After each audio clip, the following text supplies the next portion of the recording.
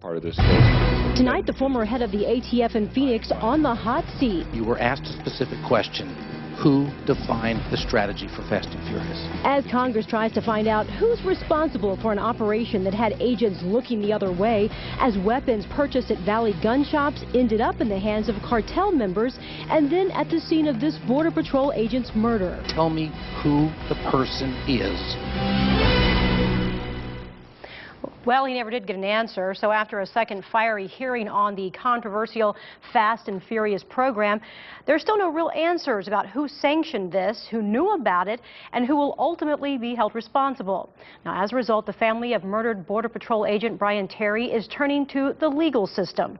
3TV's Stacey Delicat here with an update. Stacey? Yeah, Bev, we've learned that the Terry family plans to take the first step towards suing the ATF and other federal agencies involved in Operation Fast and Furious in the next week. Despite another marathon round of hearings in Washington today, no one has come forward to take responsibility for the program, and the family is not satisfied.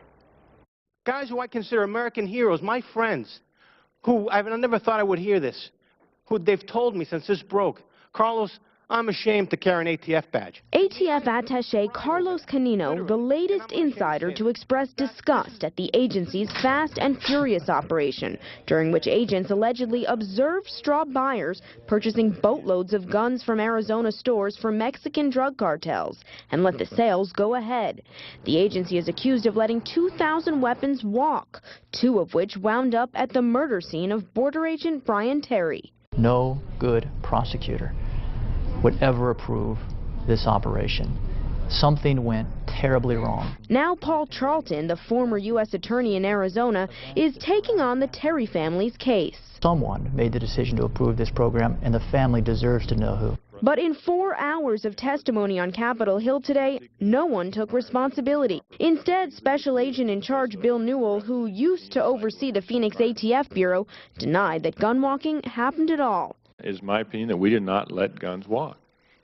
You're entitled to your opinion, not to your facts. But other ATF leaders did acknowledge some mistakes. The mistakes, in no way should we have ever allowed anyone to get up to the 600 purchases without talking to that person, trying to find out what they were doing. Charlton says those mistakes are what cost Terry his life. And to put it all in perspective, the former U.S. attorney compared Fast and Furious to the Fed's monitoring of counterfeit money. They'll let money walk. They'll let the counterfeit money enter the stream of commerce because the harm and the danger is fairly minimal. But no one who's been in law enforcement for any amount of time believes that letting guns walk is a good idea because it is so easily foreseeable that someone will die.